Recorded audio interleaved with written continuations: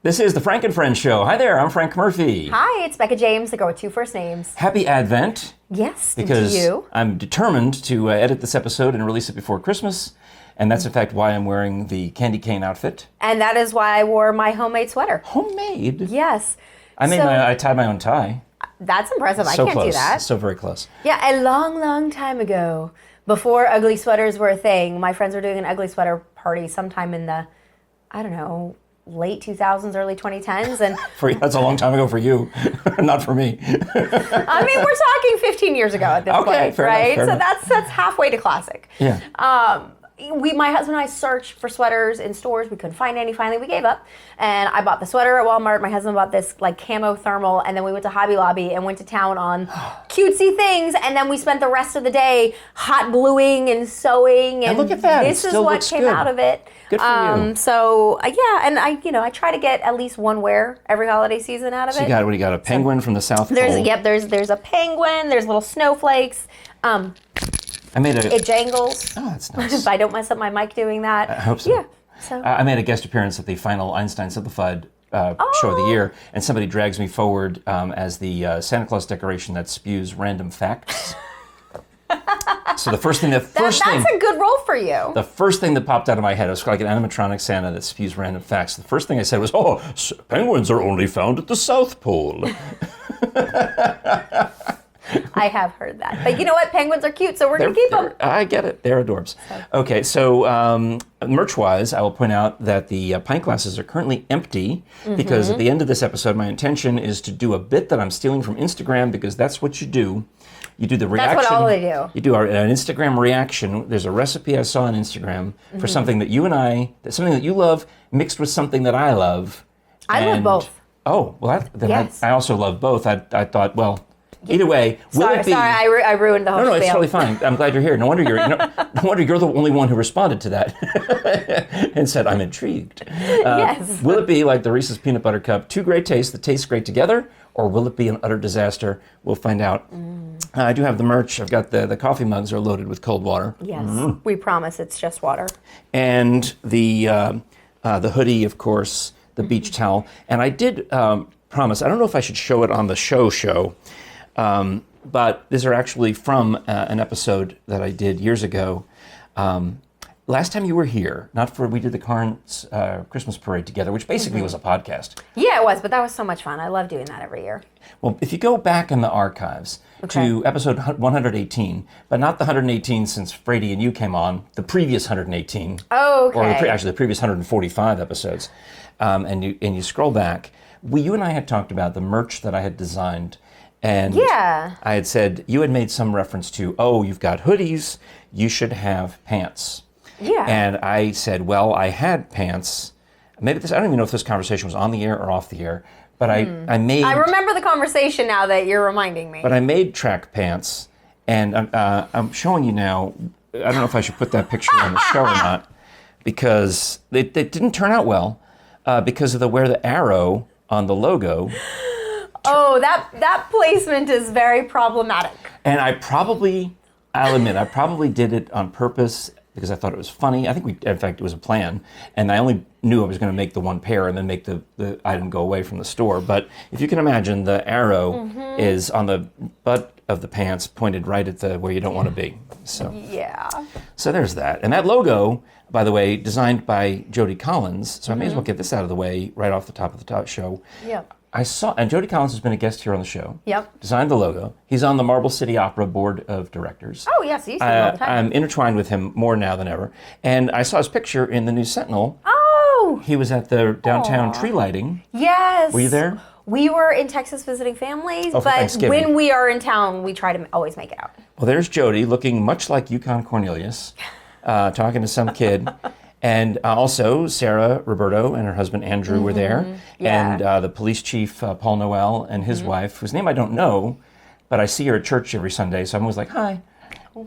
Is there a lovely... No, just not been officially introduced. And then the funniest one to me is this guy whose name is something Collins, Ronnie Collins, who is wearing his own merch, where it says Saul Young Appreciation Society. Now, Saul Young is the photographer who took all of those pictures we just saw. He works for the News Sentinel. He's hilarious, he's gotten multiple pictures of me over the years that would turn up. He took one of me at a New Year's Eve, and one of the ball droppings at the Sun yes, Sphere. Okay. but it mentioned in it the Scripps, the company that I worked for at the time. Yeah. And it said works for this particular radio station owned by E.W. Scripps. Well, then when Scripps went to sell the station, that image of me became one of the file photos, and it was in every subsequent story about the sale of the radio stations. Is local disc jockey Frank Murphy of DW Scripps. I mean, there you go. All that free press. Thanks. Resides over I think it was the 2000. Because I dropped the ball, literally, I guess, to ring in the year 2020, and that was the end of that. That was Thanks. the end. It was you, Frank. That. It was you. I've not been invited back. But the caption of this Saul Young Appreciation Society is so fun because it says that it mentions Saul Young is a local, obscure local photographer who, of course, is the one who not only took the picture but wrote the caption. So that's my show and tell that I wanted to cover. That's always fun. So before I get to my sad story, I've got happy stuff coming up with the drinks and with the other humorous things. I guess we maybe take the Karns Parade and get that out of the way because that's since we saw each other last. I know, and I can't believe that was the very beginning of December, and now here we are. It's almost Christmas, and I don't even know where the month went. I feel the same way. Something happened, and I was trying to remember. Well, I'll get to this in the next story, but I was looking for something. I thought, has it been a week? And it's been this past week because I'm doing so many different things all through December. It feels like a year because you do the parade, then I do the nativity pageant, and then I do this other thing and this other thing. Yeah. And so when was the parade? Week after Thanksgiving. The first weekend of December. So so right after Thanksgiving. It was a week somewhere December. Yeah, it was like the first. It was like the 6th, 7th, That 5th, sounds right. 4th, somewhere the around there. parades are the first weekend in December. Yes. Nativity pageant is the subsequent weekend. Jere and the Clayton Holiday Concert is the third weekend in December, which we just are in the middle of as we record this. So that's why my head is spinning with all of the excitement.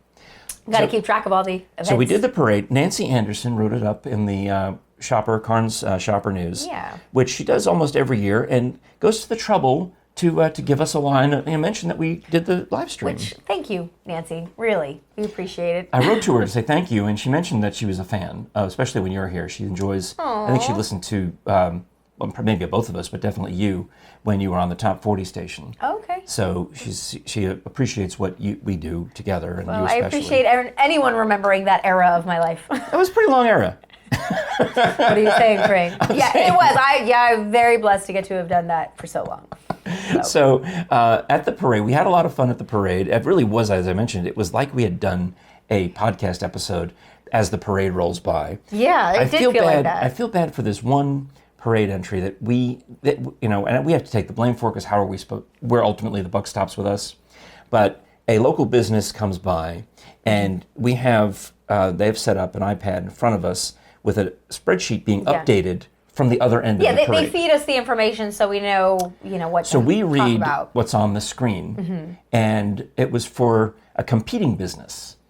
Oh. So it's chiropractors. So chiropractor A drives by, and we have information on our screen about chiropractor B, which is the same chiropractor who's been in the parade every year that we've done it. And chiropractor A, I believe, is new.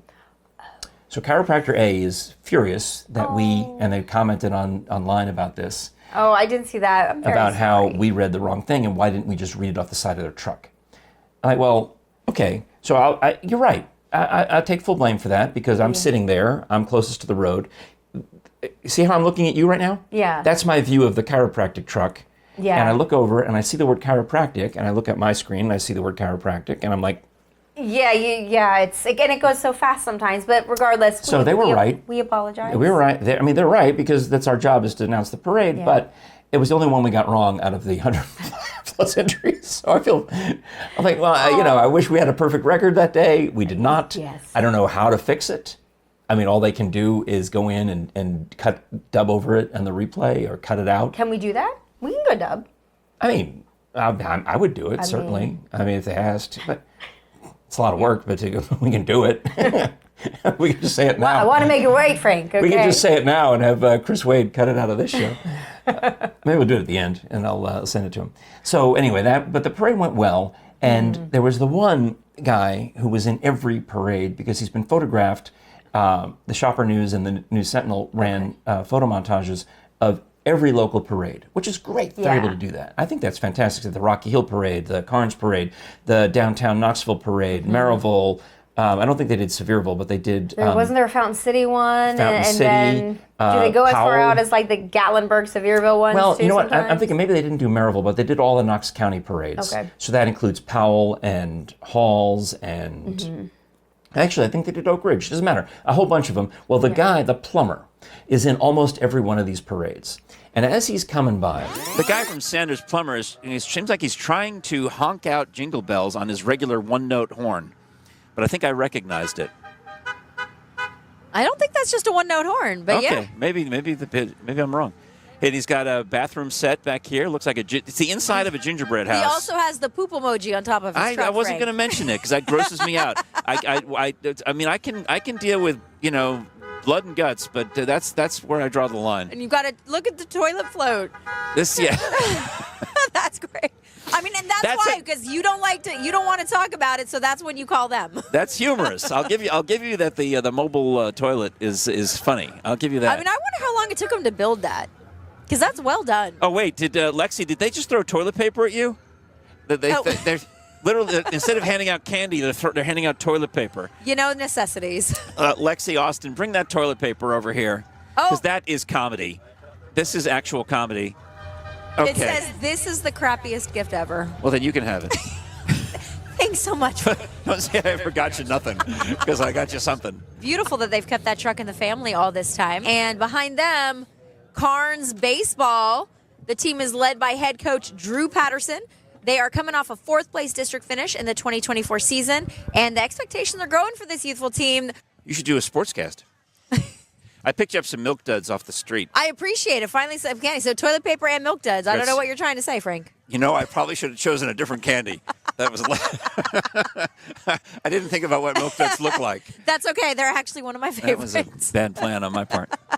and as he's coming by, I've got a perfectly good view of the giant toilet poo that is on top of his truck. Oh, that, yes. And I don't like it, so I decided I'm not going to mention it. You think it's hilarious. It was hilarious. I get it. But mom of boys over here. Look, there's a lot of poop talk in my house. I'm just saying. I have almost 6-year-old twin boys. It's going to happen.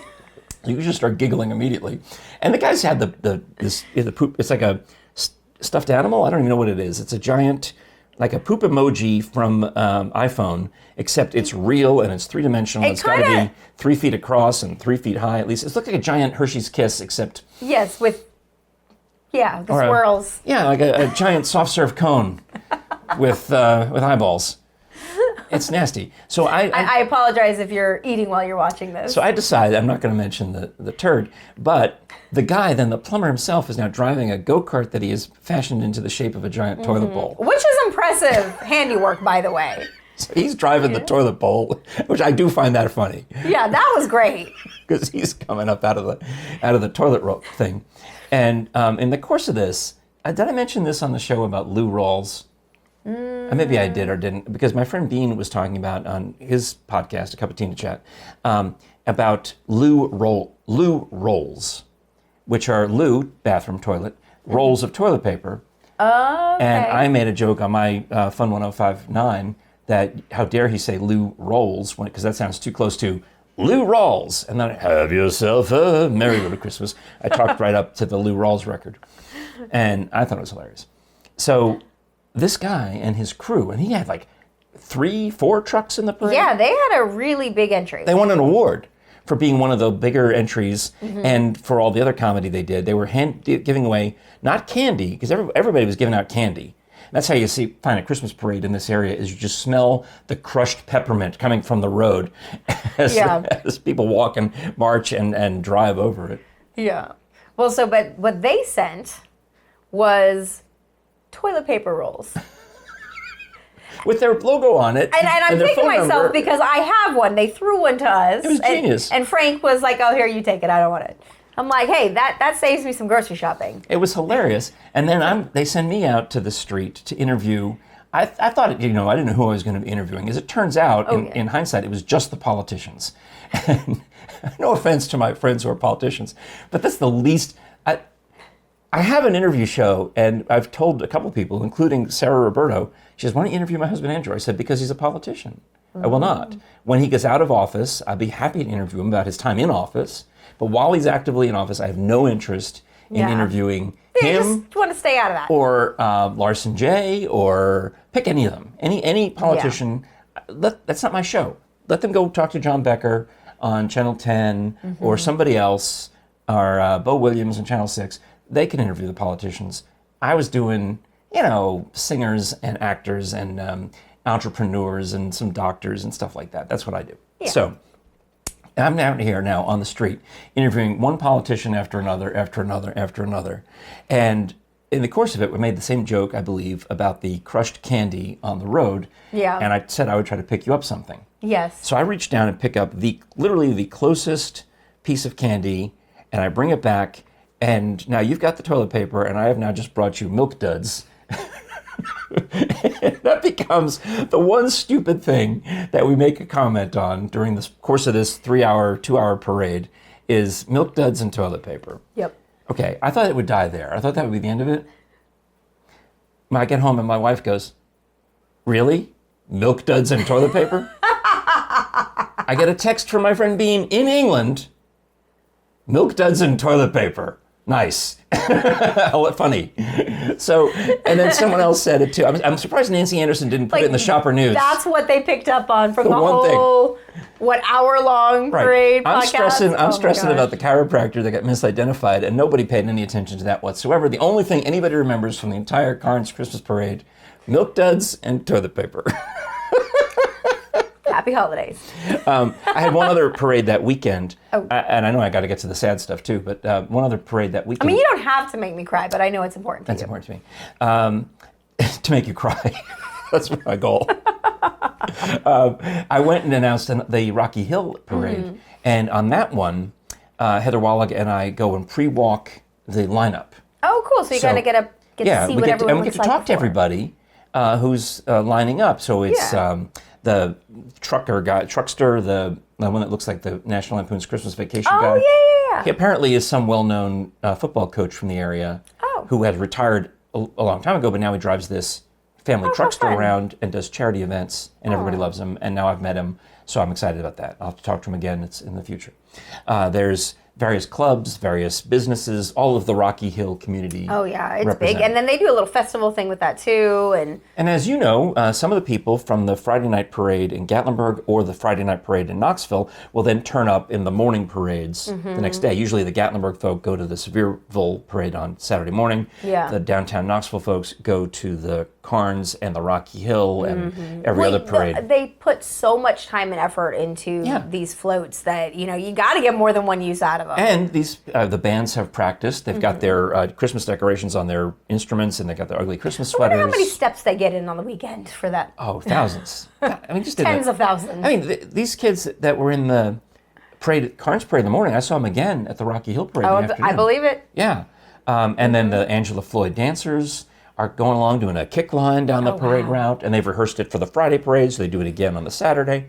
So a lot of repeat business is my point. So one of the acts that is repeat business, and someone I know fairly well says to me, hey, make sure you get our thing right today.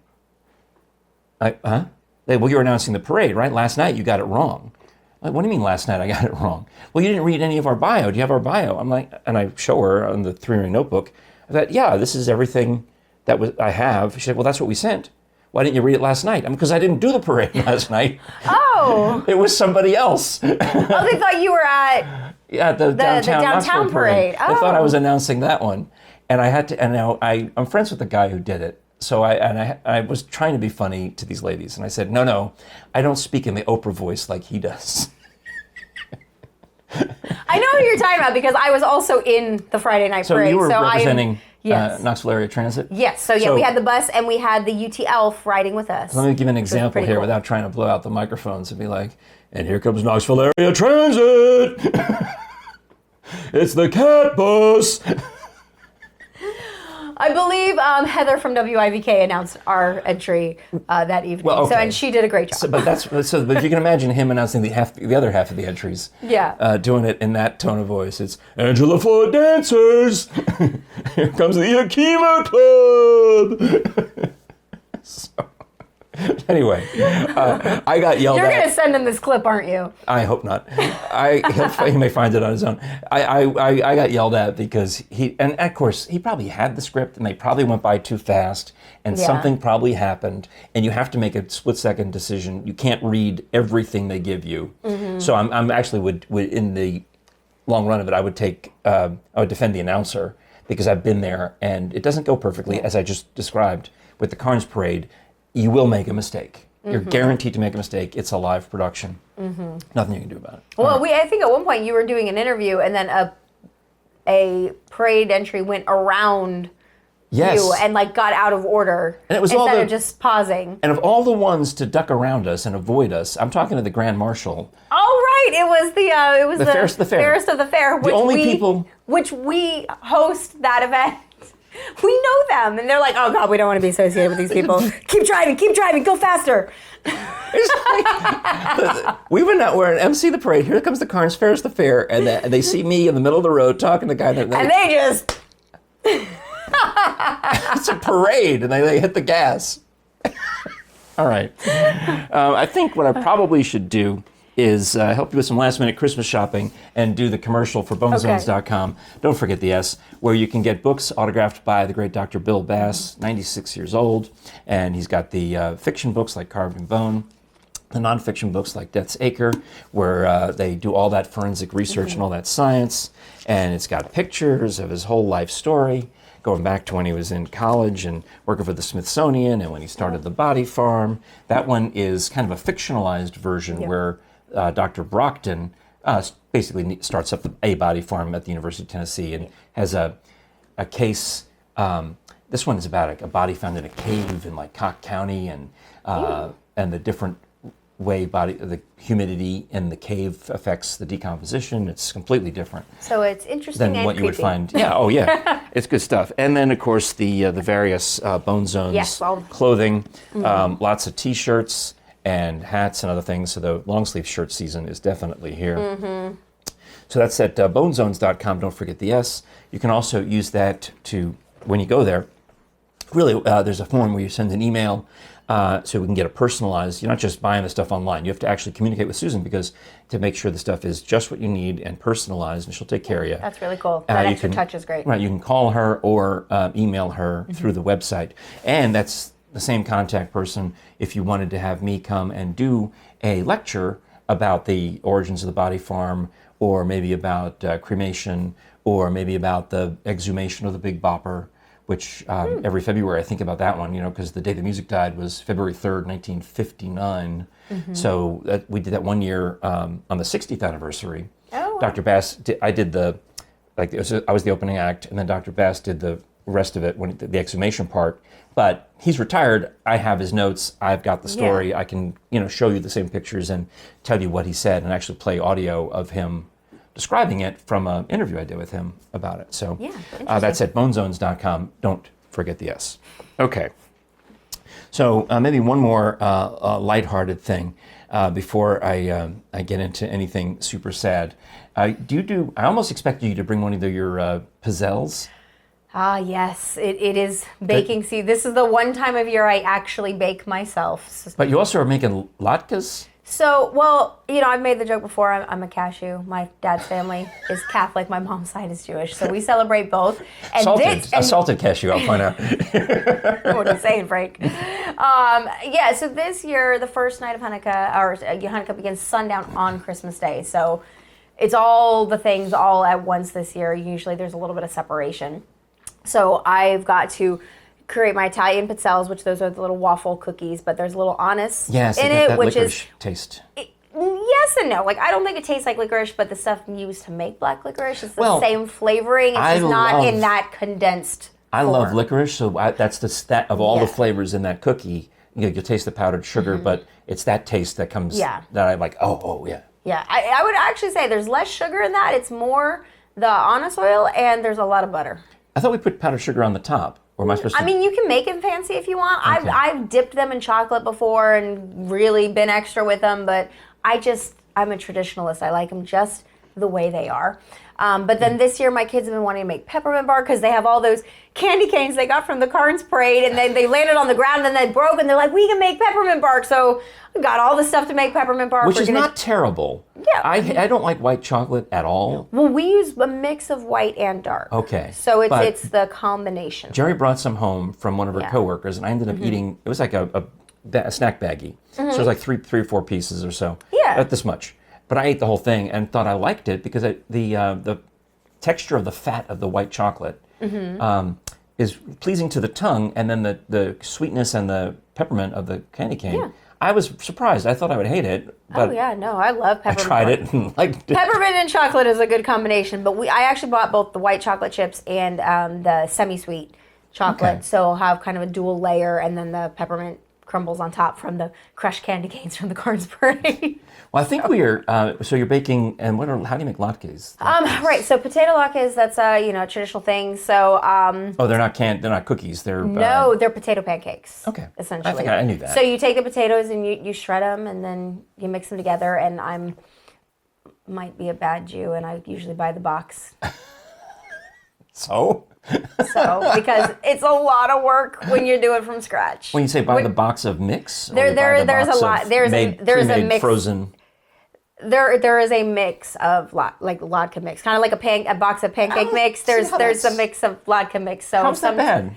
I mean, like I said, I've been taught how to do it the from scratch way, but that's a lot of work, and I have You a lot should of only- other things to do. I've also got to make the Italian sauce, like the lasagna, and I got to make a fresh sauce for that. Like, there's a lot of cooking going on in my house this weekend. To be true to your cashewness, you should only do half of the cooking of the latke.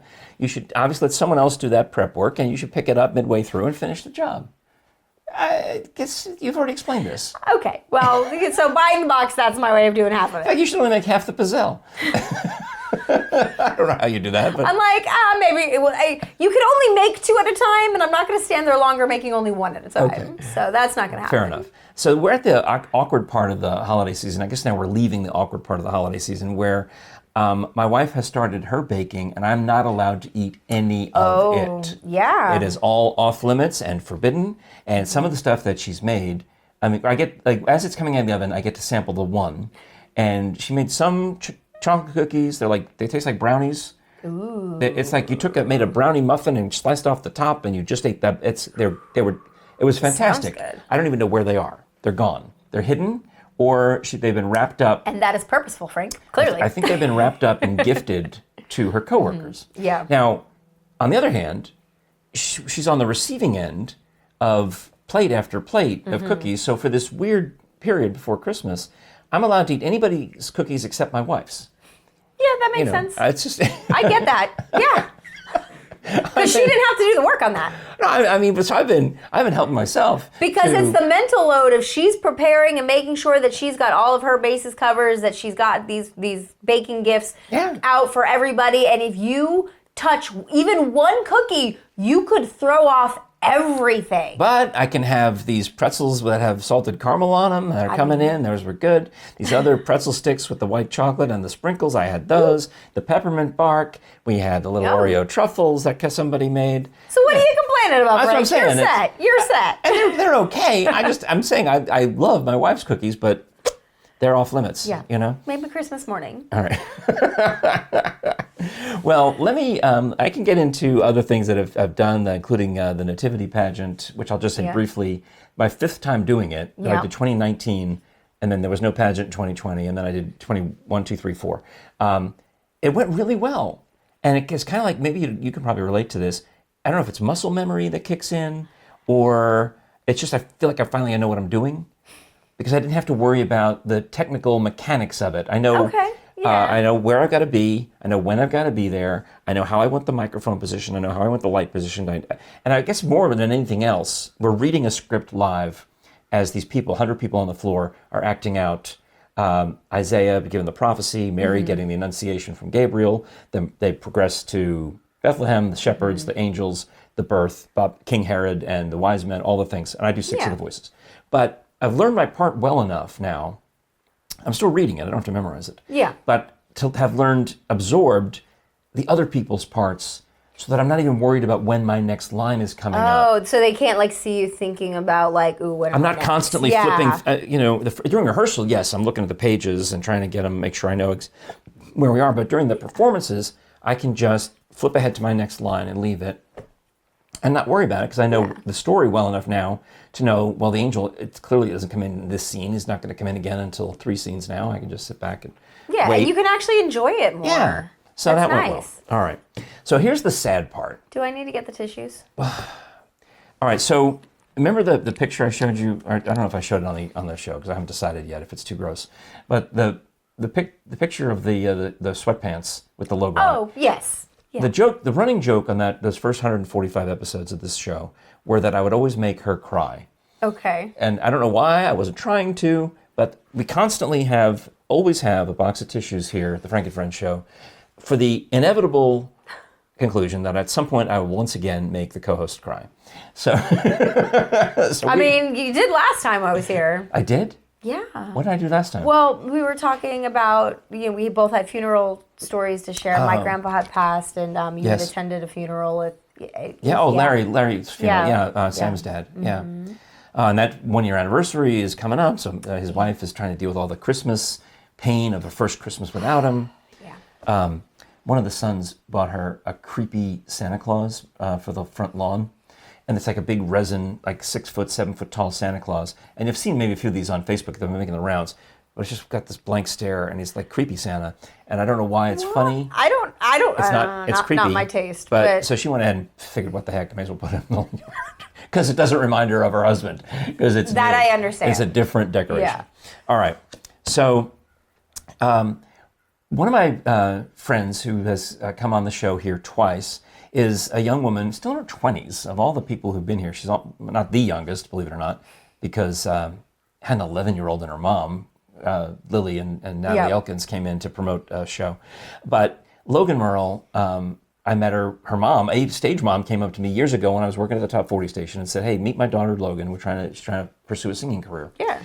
And she was probably 13 then, so now double that, and she's 26, 27, 28, whatever she is now.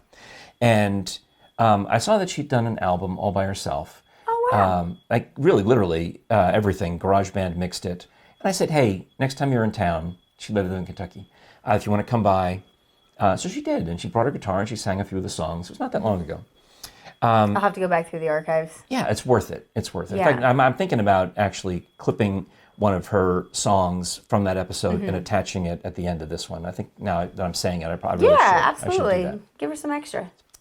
So Logan, I've said I've known her a long time. I interviewed her on my PBS TV show back at the very beginning of it when I didn't know enough people, didn't know who I could get. Well, I know I can get Logan. Yeah. She was reliable and hadn't moved to Kentucky yet, and had her on the show. Yeah. And so I've been, hoping that she takes off and goes big. And but she's got priorities, and her priorities are life and family. I get that. And so she's in her 20s and has married a guy who gave her the initials LAMB, which she said, "Oh, it's great. I'm so excited." That's going to be her performing name, Lamb, LAMB, because it's her actual initials. Yeah. With her married name. And this album is called Love Mom, and the whole thing is a love letter to her children. Aww. Okay. So I see on Facebook this horrific news that, and Logan has written it beautifully, says, "We're so sorry to say that we've lost little Bobby Grace. She had some very rare intestinal disorder where the intestines don't connect to the wall of the inside of your stomach line, or abdominal wall rather, and they get twisted and they cut off their blood supply and it's fatal." And the poor little girl passed away, 2.5 years old, on December 15th.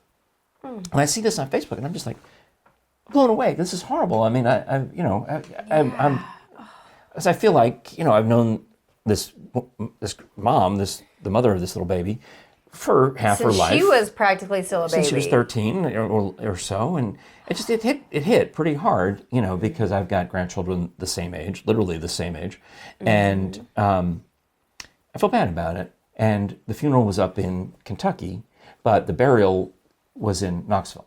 So it says in the thing, and her mom, Facebook friends with the baby's grandma, so the singer's mom, puts on there, hey, if anybody wants to come to the cemetery, you're welcome. It's open to anybody who wishes to come. Yeah. And I thought, well, I'll go. I should go. So it was freezing cold, so I put on, like you've got your thermal underwear on, I put on multiple layers of thermals. Yeah. And I also wanted to wear, 'Tis the season. my funeral tie. I wouldn't wear this outfit. I would hope not. Put on my funeral outfit. And I went over there, and I see, there's probably 100 cars already there. Yeah. And more cars are coming in. And the guy from the funeral home says, the family will process in behind the hearse. It's supposed to be at 3 o'clock. And at that point, we'll direct all these cars to kind of fold in and go to the other side of the cemetery where the burial is going to be. But I'm waiting, and then I see on Facebook, Logan posts, hey, there's some problem driving here. I think they're driving in from Kentucky. We're going to have to push it back to closer to 4 o'clock. Okay. So, all right, I figured now I've got over an hour to kill because I'm there, at 2:45 and for a 3 o'clock burial. And I go, well, what should I do? I had been listening to Allie and Bean's podcast, and they were talking about something filthy and disgusting. And I can't even, I thought, well, I can't listen to that. I'm at a cemetery waiting for a child's burial. I can't, that's inappropriate. I can't listen to that. Yeah, that'll... So instead, That hits wrong. I decide, well, I've got my prayer podcast. In fact, last time Logan was here, we were talking about prayer podcasts, and I listened to the Morning Offering and the Daily Rosary, but I was caught up on those, and I listened to those on Apple Podcasts, and I can't even find the episode, an older episode, because they all go away from the feed. I've got it set up so it hides the episodes I've already listened to. Gotcha. So it only shows me the ones I haven't heard yet, and I don't have any prayer podcasts in that list, so I think, well, I'll close that out. And I go over to Spotify, because that's where I listen to Father Scalia's homilies. And he's a priest up in Northern Virginia, Paul Scalia, and he's got this brilliant mind, and he's excellent, challenging, interesting, kind of, I don't know, intellectual, I guess intellectual is the word I'm looking for, homilies, and I like him. But I go to there, and it turns out I've caught up on him too. I didn't even realize it because, as I mentioned, so much has happened in the past week, it feels like 2 weeks. Yeah. I thought there surely must be a new episode of Father Scalia by now. I'm like, no, the one you listened to going to the nativity pageant, that was this. That was it. That was this week. Yeah. It's not. It's like that might have felt like 2 weeks ago, but no. So, but now I've got Spotify open on the dashboard. Okay. And it's got the Father Scalia there, and it's got the Christmas playlist. Actually, the Frank and Friends Show Christmas playlist that I put out. And then the third thing, it's Logan's album. Aww. The Love Mom album from Lamb. I'm like, oh.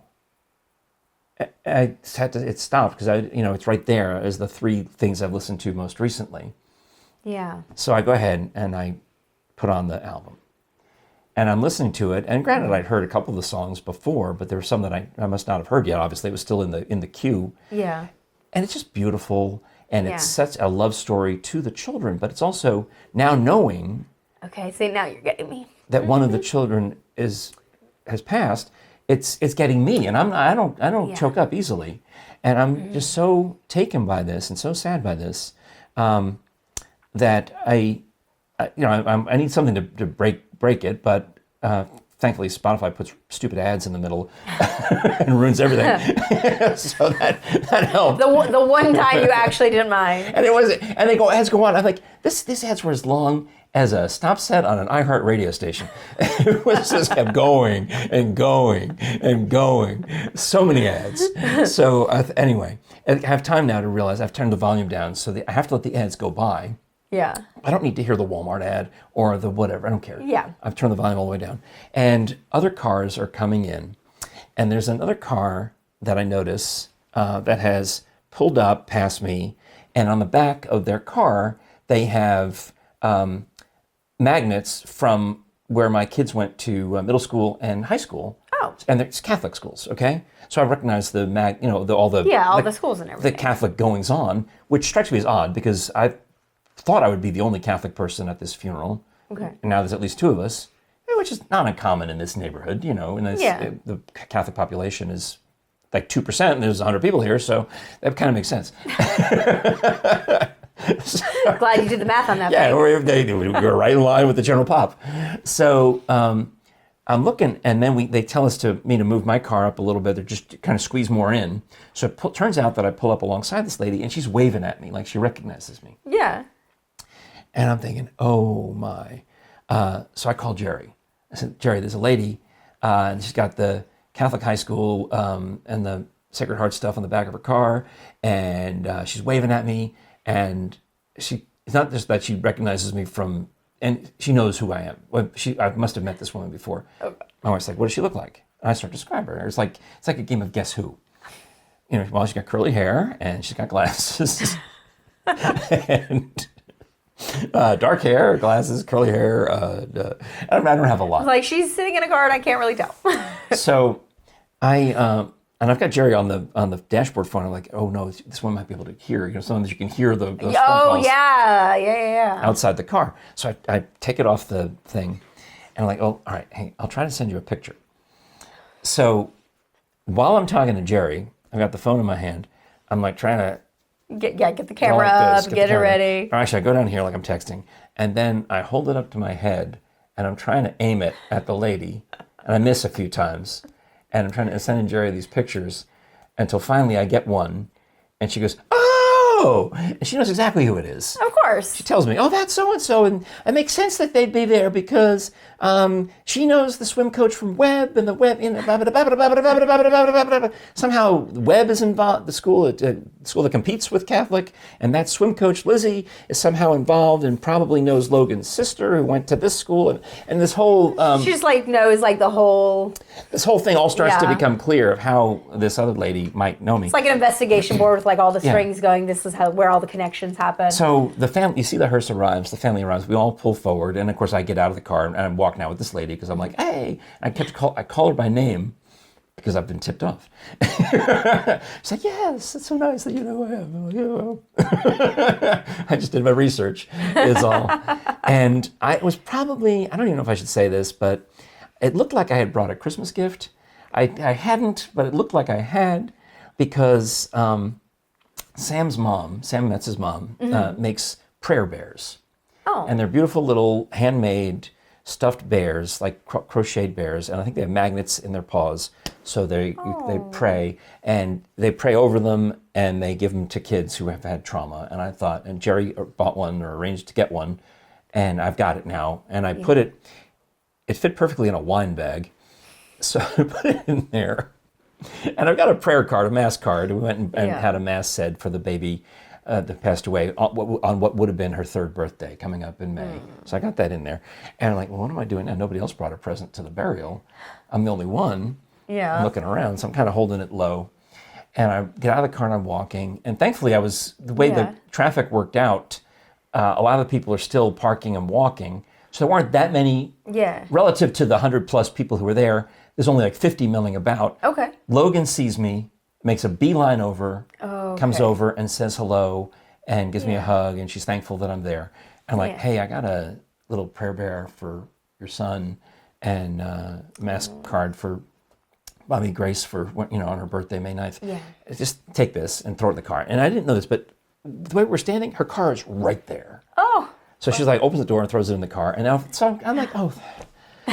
Now I can just go blend in, stand there and listen to the preacher, and we take care of all it. And it's very sad and it's very emotional.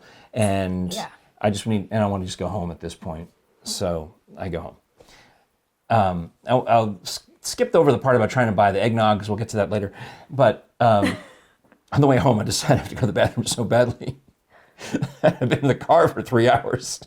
I stop at the Hardee's on Tazewell Pike, and I go to open the door and we're closed. It's like 5 in the afternoon. That's odd. Why are you closed? It's dinner time. And so I have to then drive all the way home, and I decided to go to Weigel's, get eggnog for this show, and use their restroom. But hopefully you washed your hands. Oh, very much so. Scrubbed them. So I get home, and I check the mail. Yeah. And it's a Christmas card in the mail, and it says, from the Brakefields. And as soon as I see it, it's like this nice little, imprinted on the envelope, and it's addressed to Jere and me. And as soon, I just get this feeling obviously this has been taking some time to get here in the mail. It's from Logan and the baby and the husband and the whole family, so here I have just come from the burial of the baby, the girl, not the baby's, the brother's younger. And I get the, it's like it's all over again, you know. Yep. Sorry, there it is. Okay. But they're so beautiful, just the lovely, lovely people. And I love them to death, and I'm praying for them.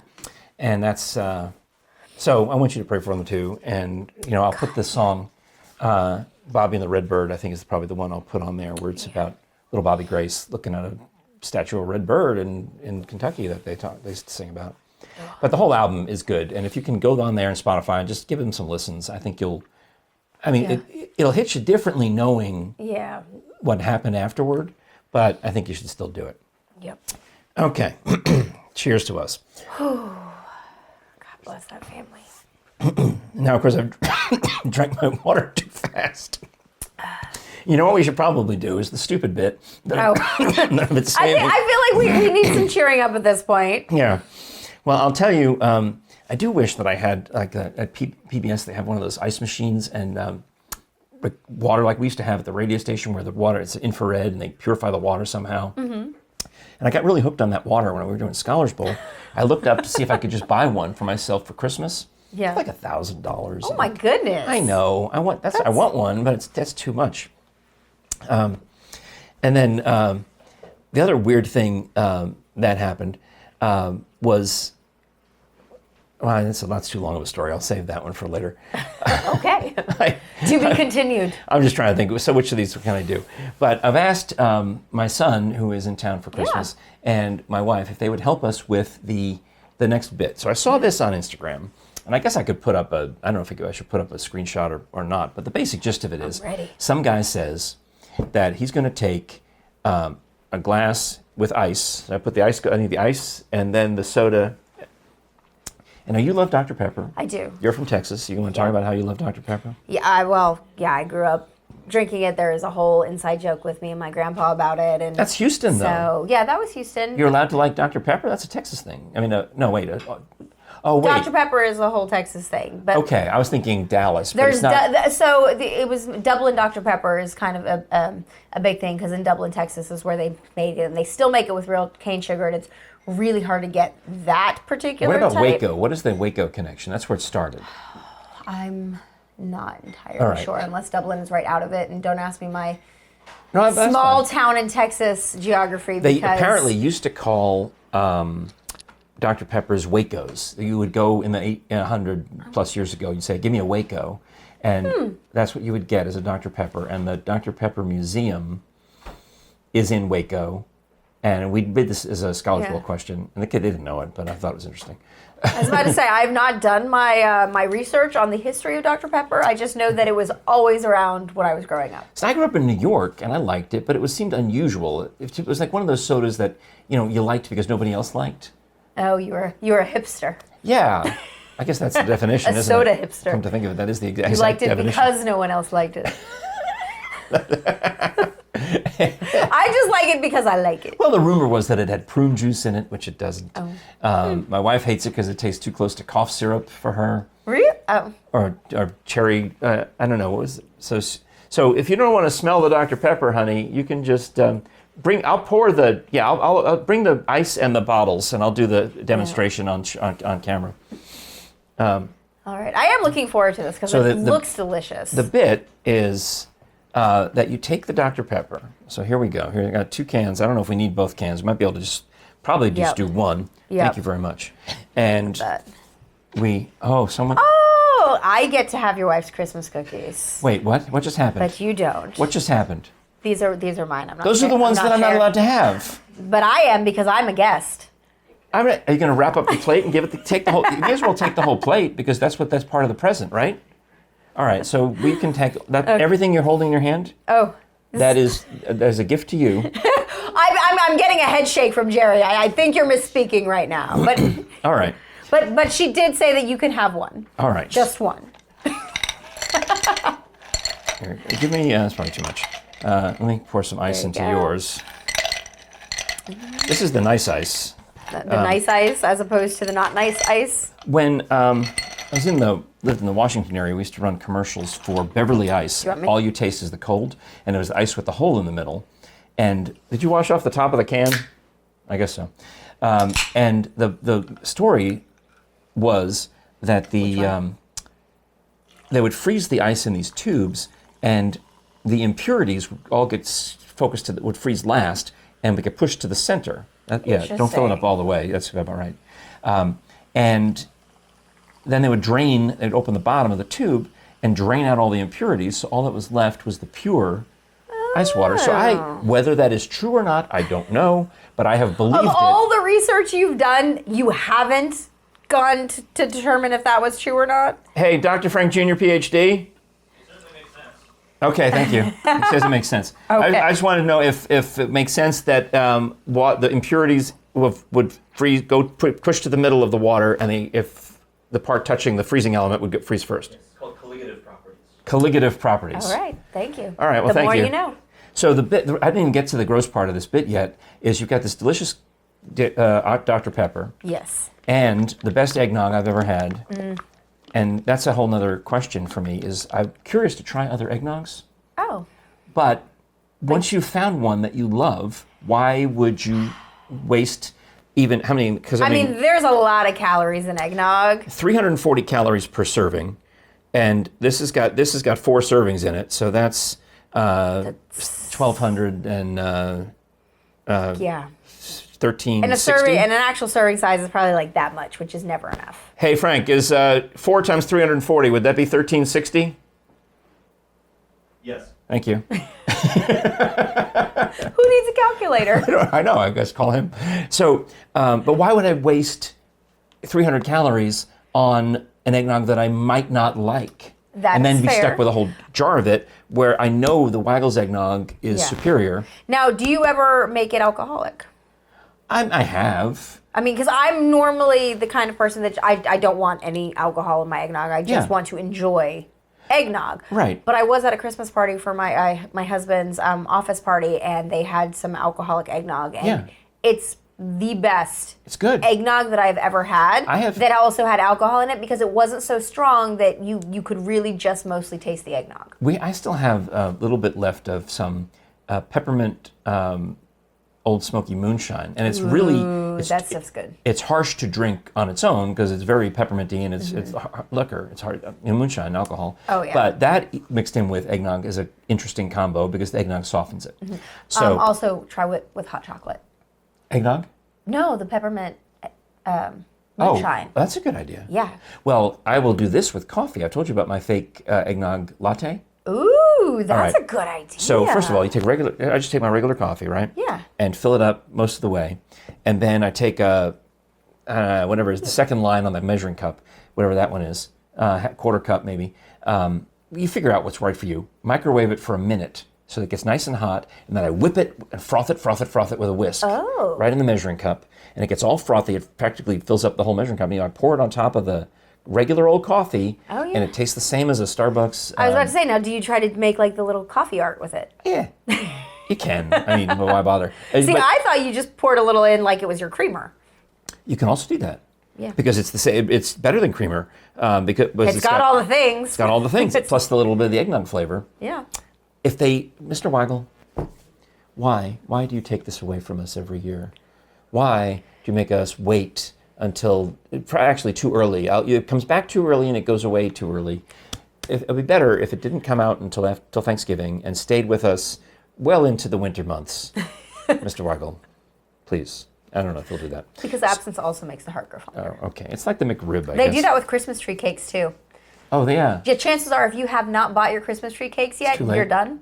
I'm watching people on Instagram mash them up and make cake pops. I'm like, why would you do that? Yes, I have seen some of that, and it's intriguing. But why would you? I saw someone make a dip with it. You don't have to need the Christmas tree ones. You can just get any old ones for that. You can use the Easter egg ones, right? I mean, I think the point is it's the Christmas tree ones. Oh, all right. Well, anyway, so you're supposed to, the whole point of this whole exercise is you're supposed to take Dr. Pepper and pour eggnog into it. Do you want me, I'll do you first. Yes. Do the honors. I don't know if that's enough or not enough. I think I'm supposed to just do like that so that it looks like a cream soda. Ooh, here, or like an ice cream float almost. I'm smelling mostly just eggnog. Oh, well, here's some more Dr. Pepper. I'm just saying this is what it smells like, so how is it? Oh. Well, I wouldn't do it again, but I'm getting a lot of Dr. Pepper in mine. Those flavors mix well. That's actually a delightful treat. You know, I'm going to take a second vote on that. My first vote was too much Dr. Pepper, not enough eggnog, and your first vote was too much eggnog, not enough Dr. Pepper. And now I'm getting more Dr. Pepper than eggnog. I think maybe we just need to actually mix it with a spoon next time. Because when they're together, like now that they're... May I please have a spoon? Very... This is that Starbucks coffee shake. I love that sound when you drink iced coffee and you just kind of stir. It's one of the long ice cream spoons that are over there. Right kind of like under the long thin ones. Like and of course we have to thank our production assistants today. Oh, they're the best. Highly trained, highly educated. Can do multiplication off the top of his head. Hey, how about me though? You did the math. I just verified it. How about that? That's pretty good for me, right? See, these are my favorite spoons. Oh, I like those. Yeah, they so well. They're ice cream soda. They're iced teaspoons or ice cream soda spoons. I was about to say they look like something that comes in like a root beer float, which this kind of is Dr. Pepper float-ish. This tastes like a root beer float or a Dr. Pepper float after the ice cream has melted. Yeah, That's and what it you know what it tastes like. tastes like that. Yeah. And it's like all you've done is, because eggnog really is like melted ice cream. It's got a lot of commonality. I like that a lot. Like this would work wonderfully. Cheers. At a holiday party. You can buy these cups at frankandfriendshow.com/store. Yeah, because it's not going to taste as good without the cup. It really is very good. Yeah, and it's got a wonderful light. Yeah. Like it almost looks like an iced coffee. It does. But it's Dr. Pepper. And, well, that was a fun experiment. I'm glad we Frank, did would that. you finally like one of Jere's cookies? I've always wanted my wife's cookies. This is the one that tastes like a brownie. Oh, okay, so that's the one? Okay. You can have any one. The other ones, Well, they're called husband catchers. But she already caught me. That was a joke. So here, That's what she called them, was that. She really did call them that. These are macadamia lace cookies. ooh, yeah. And she made them when we were first dating. She gave them to me on Valentine's Day. Oh. And that's how she caught you. Apparently. How do you say no? They kind of look like a praline. There's some similarity. Yeah. There's macadamia nuts and whatever else. What else is in those? I don't. How do you make the macadamia nut lace cookies? I feel like we need an interview, Mike. I know. She just told us the answer and I didn't hear it. What did she say? butter, sugar, macadamia nuts, a little bit of flour, a little bit of oats. Butter, sugar, macadamia nuts, a little bit of flour, a little bit of oats, and then you dribbles of the chocolate on top after they're cooked. And these are fantastic too. So Good great job, Jere. Thank you. All right, well, I Thank guess you we for should sharing. finish the show since it's now snack time. I mean, yeah, I was about to say I'm ready Which to is- dig in. Immediately followed by nap time. So, Maybe for you, I got more baking to do. all right. Well, I'm delighted that you're here, and I'm delighted that you're watching, sharing, and subscribing. Thank you very much Yep. for the support throughout all of 2024. We look forward to big things in 2025, of course. You can tell your friends. You can help us get more subscribers. You can go to audibletrial.com/frankandfriendshow to try out Audible for free for 1 month as a premium member, which includes a credit for an MP3 download. You get one of those every month as a premium member. Yep. It'll renew automatically until you say no, but there's always things. Always Oh, new. there's always new. What do you new listen books. to? I do a lot of books because I find that when I'm in the gym and on the treadmill, not because I want to be, but because I should be, it helps distract me from the fact that I'm on a treadmill because I get engrossed in the story that I'm listening to. So I especially like mystery type books. Sure. Something that's really gonna keep me just engaged and focused on the storyline. I know a guy who listens to the classics because there's sometimes they're hard to, break into, but by hearing it, it kind of Yeah. washes over you a little bit. You can rewind if you need to hear part of it again. Yeah. One guy I know just listened to Mark Twain's biography of Joan of Arc. Oh, Which Interesting. Does sound interesting. Yeah. And Mark Twain says that was the favorite book that he ever wrote. So, Yeah. anyhow, audibletrial.com/frankandfriendshow. Check all that out. And the merch, like these beautiful glasses, which have eggnog and Dr. Pepper in them. coffee or Coffee water mugs, or something stronger. What did I do? The towel. I don't think I need the full towel today, but I hope not. Yep. And it's Got the beautiful. towels. I gave these to my sisters one year for Christmas. I assume they liked them. I never heard. They probably got mad. Like, why would you do that? Like, well, I'm supporting myself. this trying to be And nice. then the hoodies, which are super cozy you got and a comfy nice. and warm. You got the blue one. Which Yeah, is pretty. because I like bright colors. It's so, good. Yeah. And your car. I noticed you drove a different car here today. Yes, yeah. Blanca was my white Jeep Patriot. Am I correct that my wife gave you the name Blanca for the Jeep? That was her. You were trying to come up with a name for it, and Yeah. Jere suggested the Spanish word for white, which is Blanca. It's Italian Oh, for white as well. then what's the Spanish word for white? It's the same, but it's also the Italian, and because I'm Italian. Anyways, Frank.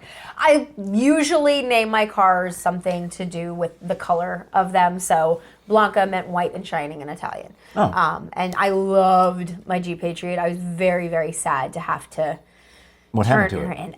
in. The transmission was slipping way too frequently, and that's apparently a common problem in them. If I could, I would have. I love my new car, but I really loved my Jeep. Like I was not So now this new SUV emotionally ready to give it up. is a different brand. It is. And you It challenged is. me. You said, I said, we were talking or texting about Yeah. getting you to come over here, and I made some reference to, oh, did you give this new car a name? And you were about to tell me, and I said, stop. Yep. So you sent me a picture. I don't think you sent me a picture of your actual car. I think you sent me a picture of like a I realized so. of a website. My friend at the dealership took a picture of me with the car, but like I didn't have that picture. I still haven't gotten that picture. I need to call him from when I bought it. And You sent me a website. so I sent you a screenshot from the website because my buddy, I knew him when I did a lot of radio stuff out at West Chevrolet. Now he's over at Morristown Chevy. And so it was all done like via FaceTime in the middle of the day. And then we went out there on a Tuesday night for the test drive. Like it all happened very quickly because it's the 24 Chevy Traverse. They are hard to find. No kidding. They're they got off the production line late. There's a whole saga. We've been looking at this car all year. The car I bought, they don't make So- anymore, and I didn't realize that they were wrapping up production of it, and I ended up having to drive all the way up to Johnson City because they had one, and I bought it up there. And Yeah, so if you know what you want, you do what you do to what you can to get it. For 4 years, they've been sending me an email once a month asking if they could buy the car back. Like, what's wrong with it? Why? No, you got a good car. They just want you to trade it in for the newer model so that they make more money, and then you're in a newer car. Because some people like to constantly buy new cars. We're the ones we drive them for 10 plus years. But they stopped making it. I have the last model year. That's why I bet they can sell that back as a pre-owned for a lot of money and make even more. Then what am I going to to drive? That's your problem.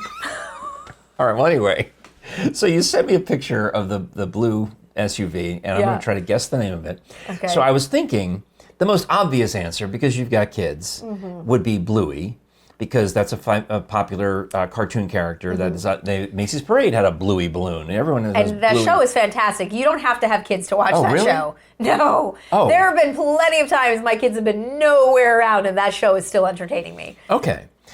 So that's good to know. Yes. But then I thought, well, wait, you also obviously worked in Top 40 radio for years. So there's that song, Blue Babadoo Babadoo Baboo. Oh, blue, ba-da-dee-da-dee-da. Yeah. So I thought that could be the name of your car. Just blue? Blue Babadee Babada. That's way too Probably long. too complicated to say because, again, you've got a husband and children. And they're not going to go to all that trouble to say. So then I thought, well, there's other movie titles. There's the Blue Lagoon, there's the Blue, and just I pick every other blue thing. Yeah. But I kept coming back to my final answer is just going to have to be, keep it simple. I'm going to have to go, because you've got two 6-year-olds, I'm going to have to say Bluey. It has to be Bluey.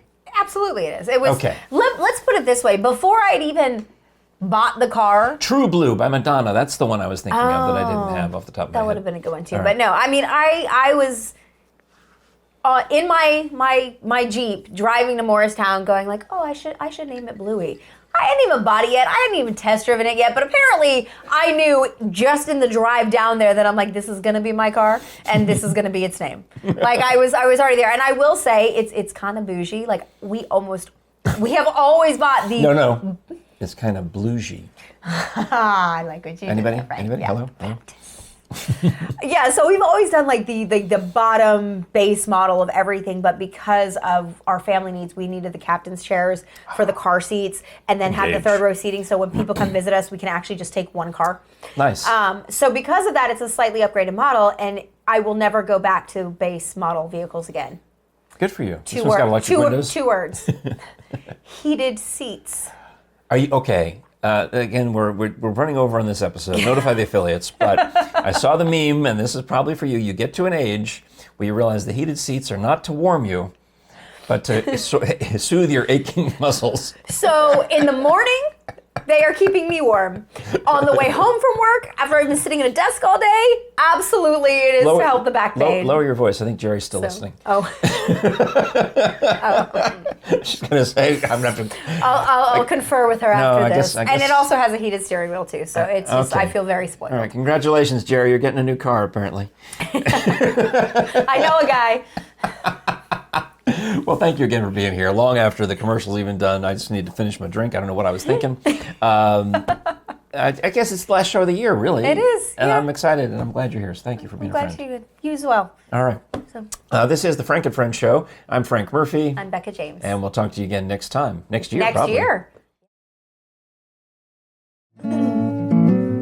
Bobby and the Redbird, riding in the breeze together, taking in all the weather on this cool and cloudy day. Oh, Bobby and the Redbird, Bobby and the Redbird, one has on a sweater, the other just a bunch of feathers, but they both feel nice and warm. Oh, Bobby and the Redbird.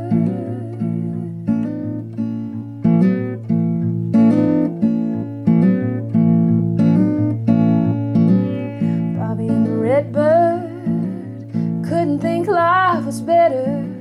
We'd all be a whole lot sweller if we looked at it that way, like Bobby and the Redbird. Bobby and the Redbird.